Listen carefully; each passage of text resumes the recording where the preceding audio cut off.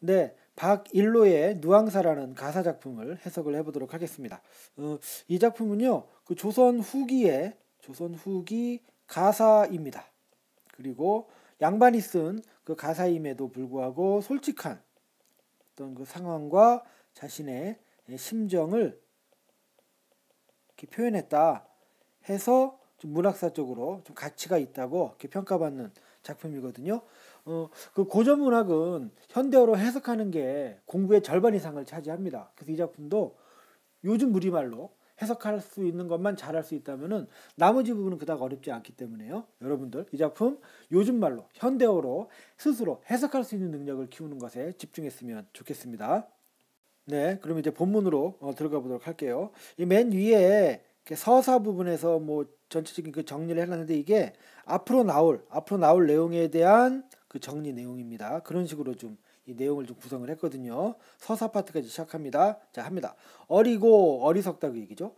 어리석고 세상 물정 모르는 것은 이내 위에 더한 사람이 없다.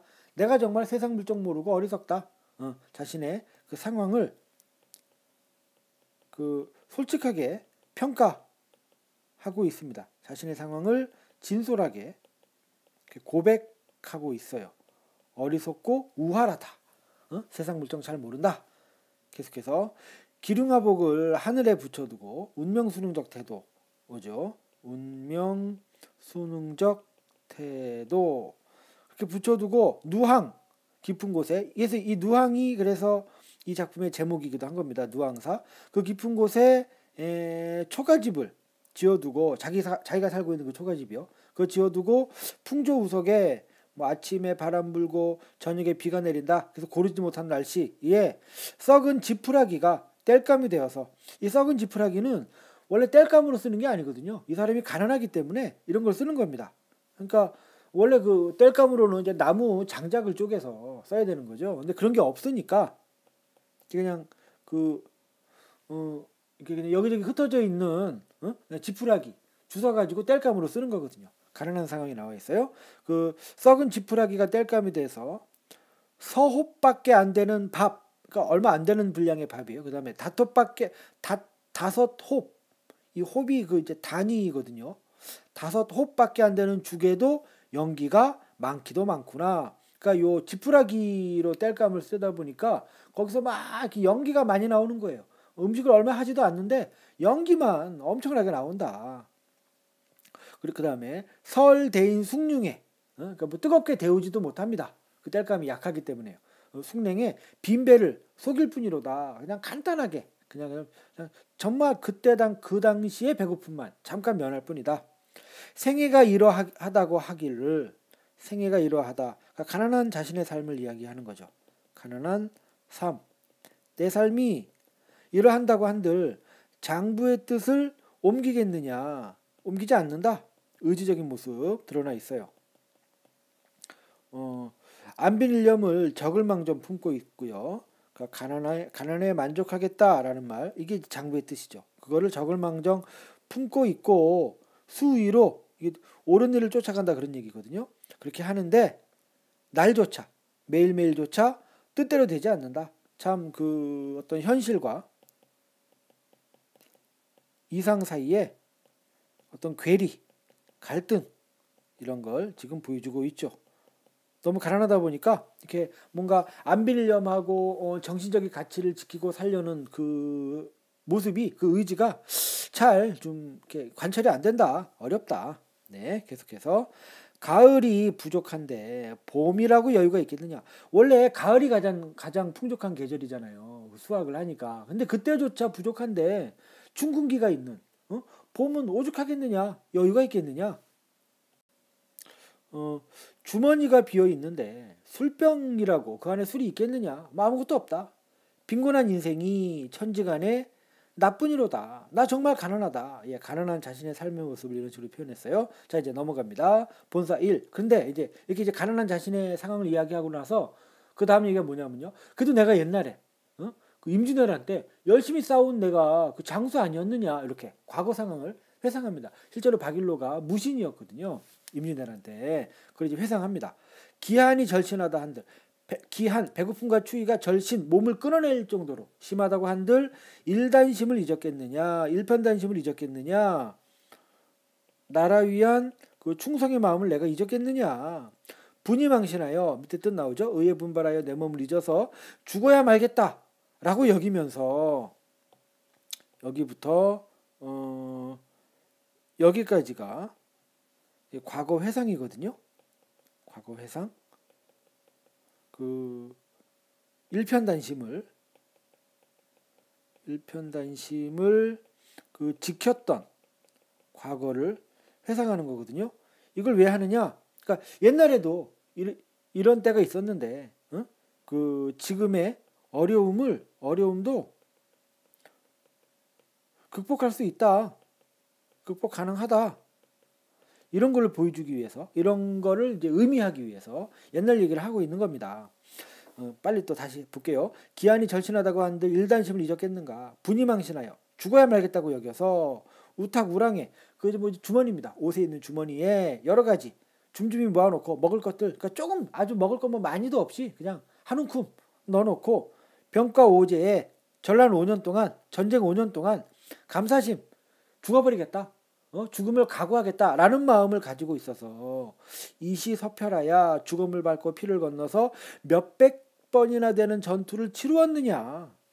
딱 이렇게 옛날에 용감한, 용감하게 전투를 다 치렀던 사람이다. 일편단심 나는 잊을 적이 없다. 과거를 회상을 했어요. 본사 1이었고요. 본사 2, 이제 이렇게 과거 회상 이후에 다시 현재 상황으로 돌아옵니다. 일신이 여가가 있어 내 몸이 여유가 있어서 우리 집을 돌아보겠느냐. 돌아볼 수가 없다. 너무 가난해서. 일로장수는 한 명의 늙은 장수, 이 숫자가 이제 뭐 수염 숫자인데, 그러니까 그 수염이 긴 종 해서 나이 든 종, 늙은 종을 말합니다. 늙은 그 종은, 종은 노주분, 종과 주인의 분수를 잊어버렸다. 그러니까 제대로 종이 역할을 하지 않는다, 그 얘기입니다. 종이 역할을 제대로 하지 않아요. 근데 이게 왜 그런 것이냐? 나의 그 가난한 형편 때문에 그런 겁니다. 그러니까 내가 쉽게 말해서 요즘식으로 말하면 내가 월급을 잘 못 주는 거예요. 그러다 보니까 이 종도 일을 잘 안 하는 겁니다. 뭐 이렇게 받는 게 없으니까 지금 그 얘기입니다. 그래서 여기서 그 종을 원망하는 게 아니에요. 그게 아니라 나의 어떤 가난한 상황을 이야기하는 겁니다. 그래서 이 종은 종과 주인의 분수, 서로 지켜야 할 그 분수를 잊어버렸으니 고요충급을, 이 여자가 나 여자거든요. 나한테 봄이 왔다고 말해준다.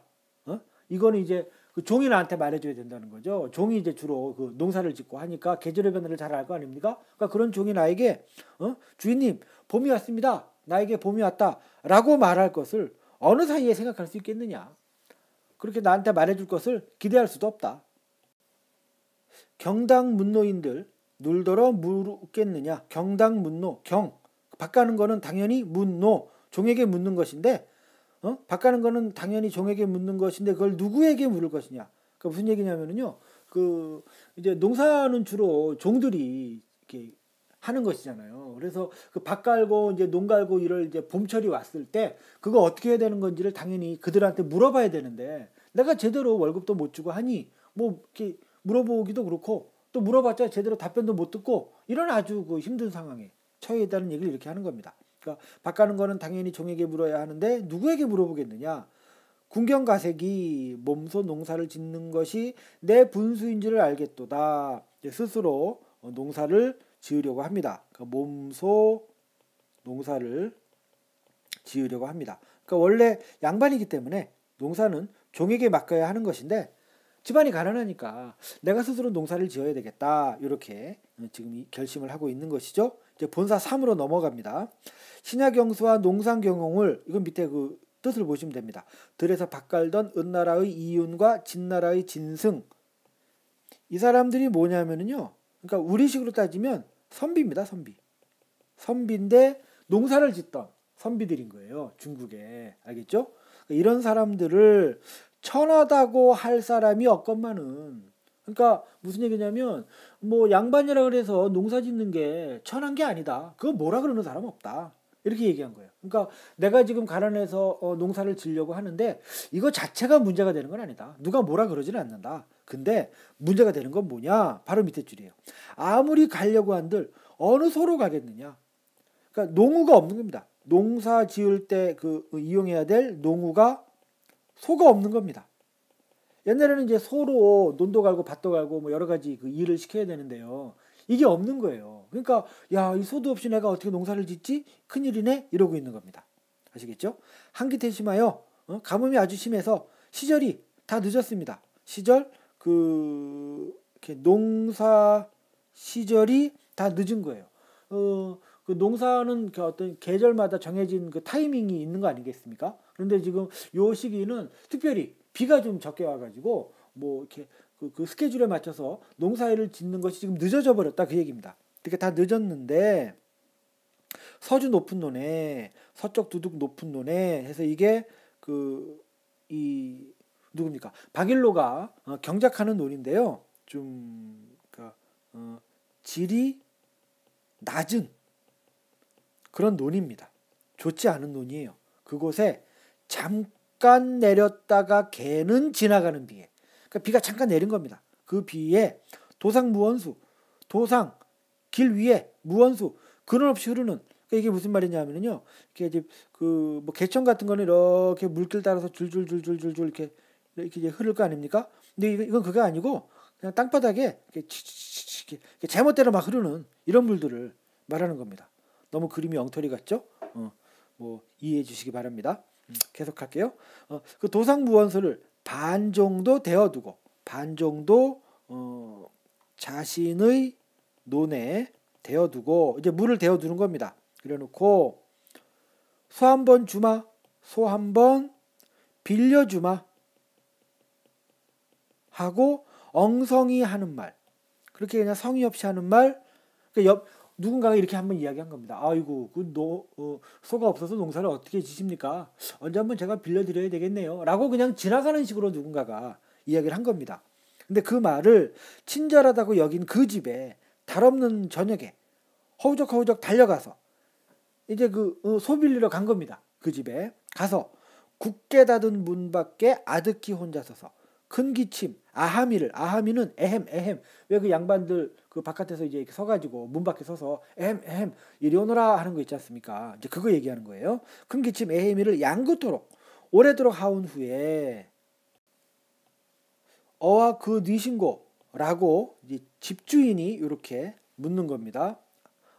누구십니까? 하니까 그 바로 뒤에서 예, 염치 없는 저입니다라고 박일로가 대답을 하는 거예요. 그 다음에 이제 본사 4 파트로 넘어갑니다. 초경도 거의 다 되었는데 밤이 늦었습니다. 그 얘기입니다. 늦었는데 그 어찌 와 계십니까? 라고 이제 주인이 이제 물어본 거예요. 그러니까 내가 또 이야기합니다. 연년에 매년 이러기가 매년 이렇게 그 소 빌리는 거. 소 빌리기 글자가 좀 잘 안 보이나요? 소 빌리기가 구차한 줄 알지만은 소가 없는 그 가난한 그 집에서 생각이 많아, 걱정 근심이 많아 왔습니다. 그래서 요거가 박일로가 이야기한 거죠. 그래서 걱정이 많아 왔다. 그러니까 소 빌려주세요. 이렇게 이야기하는 거죠. 소 빌려주세요. 라는 말을 한 겁니다. 그랬더니 이제 그 다음부터 계속 주인이 대답하는 말이 나오고 있네요. 봅니다. 공짜로나 값을 주거나 빌려줌직도 하다마는 이렇게 얘기하는 겁니다. 집주인이. 그러니까 소 좀 빌려주세요. 이렇게 이야기하니까 아유 소요. 예, 제가 공짜로건 혹은 돈을 좀 받고서건 제가 좀 빌려드리면 좋겠는데요. 이렇게 하는데 여기서 어떤 뉘앙스가 있는 것이냐 하면은요. 이거. 그러니까 대가를 지불하라는 암시가 들어있는 겁니다. 아시겠죠? 이런 식으로 슬쩍 흘려가면서 근데 제가 뭐 공짜로도 빌려드릴 수도 있지만 또 값을 치르고 빌려달라 하시면 또 제가 빌려드릴 수도 있거든요. 이렇게 말하는 거거든요. 그러니까 이런 그 어떤 뉘앙스가 지금 들어가 있는 그 말인 거예요. 그렇게 빌려줌직도 하다마는 다만 어젯밤에 건너집에 있는 저 사람이 목이 붉은 쑥꿩을, 그러니까 아주 맛있는 꿩고기를 옥지 읍게, 이 옥은 그 옥구슬 할 때 옥이고 이 지는 기름지자, 읍은 이제 흘리다 그 말이거든요. 그래서 옥구슬 같은 기름을 뚝뚝 떨어지게 구워냈다. 그러니까 기름이 막 자글자글 흐르게 아주 맛있는 쑥꿩을 이렇게 구워갖고 갓 익은 삼해주, 아주 갓 익은 그 술을 취하게 권했다는 겁니다. 그러니까 안주, 꿩고기 안주와 술을 나한테 대접했다. 그랬거든. 이러한 은혜를 어이안이 갚겠습니까? 그래서 내일 주마, 내일 소 빌려주마, 소 빌려주마 하고 큰 약속을 하였거든. 시리하기, 약속을 어기는 게 미편하니, 편하지가 않으니 말씀드리기 어렵습니다. 해서 완곡하게 지금 거절하고 있는 겁니다. 아시겠죠? 그러니까 소 좀 빌려주세요 하니까 제가 그럴 수도 있는데요. 옆집 사람이 막 이것저것 갖다 주면서 이렇게 저한테 참 그 대접을 해서 제가 그거 은혜를 갚기 위해서 이 소 한 번 빌려주겠다고 했거든요. 그래서 그 약속을 좀 지켜야 돼서 참 죄송하게 됐네요 라고 말하고 있는 겁니다. 그러니까 여기서부터 여기까지가 주인이 대답한 거죠. 완곡하게 거절을 했습니다. 자, 그래서 우리의 박일로 이제 개실망을 그러니까 실망을 크게 실망을 합니다. 실위 정말 그러하면 설마 어떡하겠습니까? 어떡할 수 없겠군. 어쩔 수 없군요. 라고 박일로가 대답하고서요.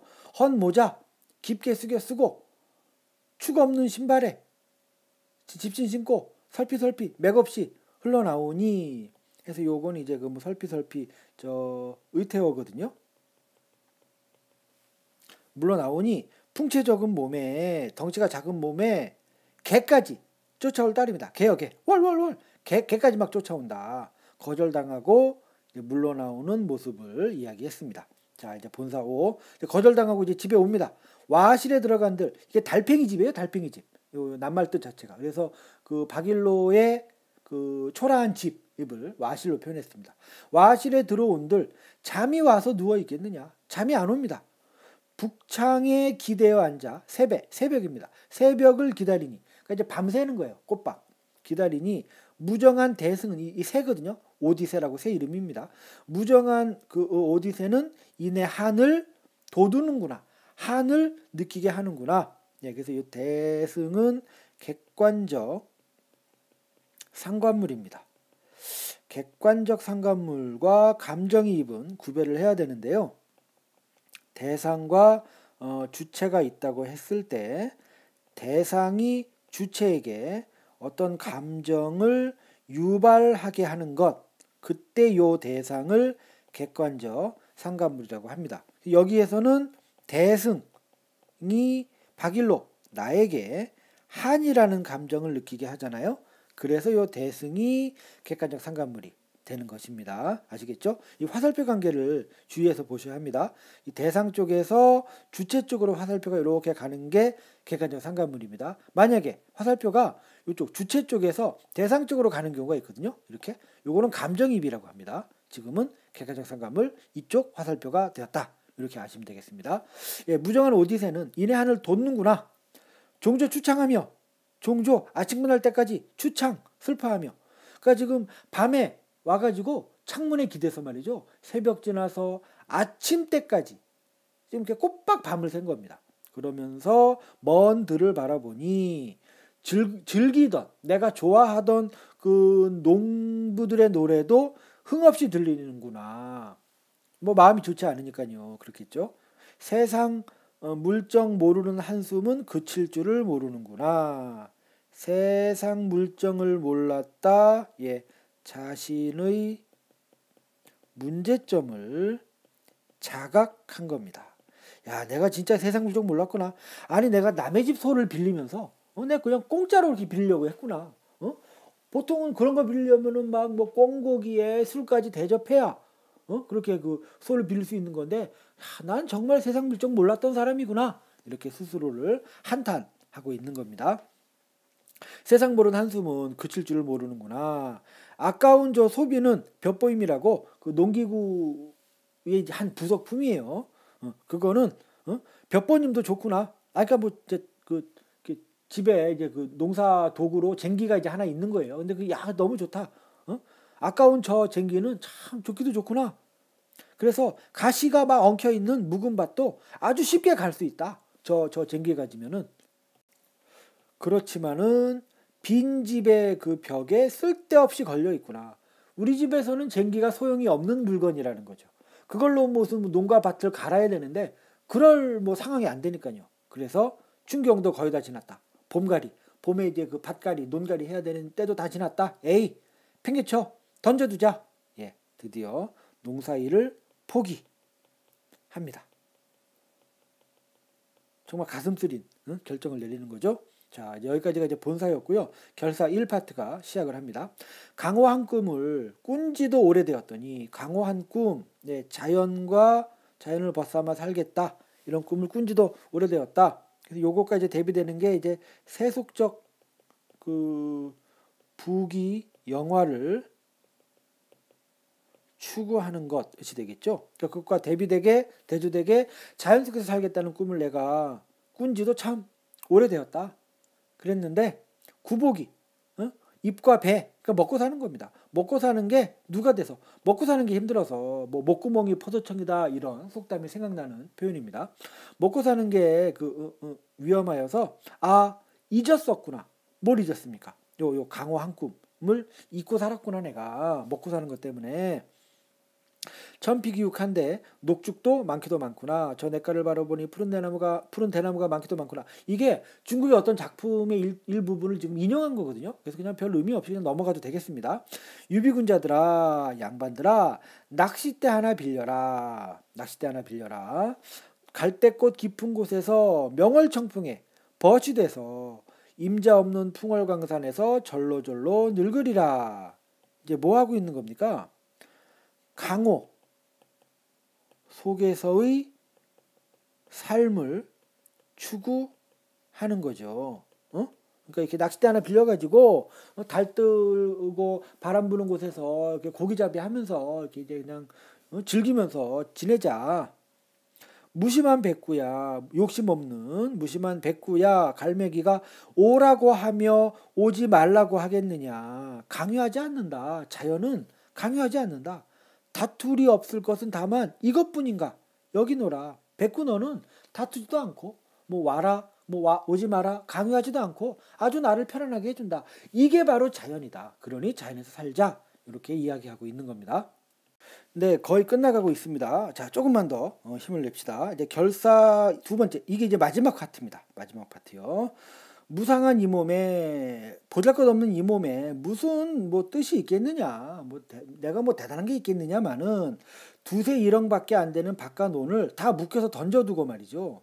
있으면 죽이고 있으면 죽이나 먹고 없으면 굶을망정 남의 집 남의 것은 전혀 부러워하지 않겠도다. 그래서 뭐 만족하는 삶, 자족하는 삶에 대한 다짐을 하고 있는 겁니다. 자족하는 삶의 다짐을 하고 있는 겁니다. 내 빈천 싫다고 여겨. 나의 가난과 천함을 싫다고 여겨. 손을 내젓는다고 물러가느냐? 그 빈천이 가라 한다 그래서 가느냐? 또 남의 부귀를 부러워 여겨. 손짓을 한다고 이리와 한들 그 남의 부귀가 나한테 오겠느냐? 오지 않는다. 인간 세상에 어떤 일이 운명밖에 만들어지느냐? 운명밖에 만들어지는 것은 없다. 운명, 수능적 태도가 나와 있고요. 그러니까 지금 이 얘기를 왜 하냐면 결국은 그 가난한 그 상황을 있는 그대로 받아들이고 있는 것입니다. 아시겠죠? 계속해서요. 비니무원을 어렵다 하지만은 중요한 말 나왔습니다. 비니무원 요걸로 해볼까? 요걸로 해볼게요. 색깔을 바꿔볼게요. 요 색깔로 하면 좀 구별이 되겠습니까? 해볼게요. 비니무원을 아이고야 잘 안 보이게 됐네요. 비니무원을 어렵다 하지만은 빈이무원 가난해도 원망하지 않는 것. 그것을 어렵다 하지만은 내 생에 이러한 것에 대해서 내가 서러워하지는 않는다. 예. 빈이 무원, 빈, 가난하다. 이 이자가 그러나라는 뜻이거든요. 가난하지만 그러나 무원, 원망하지 않는다. 이게 이 작품 전체의 주제입니다. 드디어 주제가 나왔습니다. 가난해도 원망하지 않겠다. 단사표음을 그 밑에 단사표 뭐 가난한 생활, 뭐 소박한 생활 그것을 이것도 족하게 여기노라. 평생의 한 뜻이 온포 따뜻한 온자 배부를 포자 따뜻하게 입고 배부리 먹는 데는 없다. 평생의 그 뜻이 그런 데는 없다. 어떤 그러니까 이게 이제 그 세속의 부귀 영화를 말하는 거죠. 근데 나는 평생 이런 뜻 없었다. 그냥 가난해도 원망하지 않으면서 그렇게 나는 살 것이다. 그렇게 말하는 겁니다. 드디어 마지막 부분이 나왔네요. 태평천하에 충과 효를 일삼고 화형제, 형제 간에 화목하고 신붕우, 친구 간에 우애 있게 하는 것 왜다? 잘못됐다. 할 사람 누가 있겠느냐? 그러니까 나 결국 뭐 할 겁니까? 충효, 화형제, 신붕우 이런 거 하겠다는 거죠. 그러니까 그 앞에 나왔지만 빈이무원하고요. 빈이무원하고 그다음에 가난의 만족, 자족하고요. 그다음에 유교적 가치를 지키고요. 나 이렇게 살겠다. 어떤 물질적인 그 부는 욕심내지 않겠다. 이거 나 욕심 안 내고 요 위에 거 추구하면서 살겠다. 그렇게 말하는 것이죠. 이렇게 하는 것 잘못됐다 할 사람 누가 있겠느냐. 그 밖에 여러 가지 일이야. 그 밖에 남은 일이야. 생긴 대로 살겠노라. 그 밖에 남은 일이 바로 요런 거를 말하는 거겠죠. 네, 됐습니다. 핵심 정리 한번 간단하게 살펴보고 마치도록 할게요. 핵심 정리 박일로가 1600, 그러니까 17세기 초에 쓴 가사 작품이고 가사 작품이 가지고 있는 이 사음보의 운율도 알아둘 필요가 있겠습니다. 그리고 뭐 여러 가지 그 밑에 뭐 쭉쭉쭉 있고요. 주제 빈이무원하는 선비들의 고절한 삶, 빈이무원이 주제입니다. 그다음에 특징에서 두 번째 거 사대부와 농민 양쪽에서 소외되어 있는 괴로움을 절실하게 그렸다. 플러스 솔직하게 표현했다. 이런 얘기까지 추가적으로 알아두시면 되겠습니다. 나머지는 여러분들이 읽어보도록 하시고요. 긴 시간 함께 하시느라고 대단히 수고 많으셨습니다.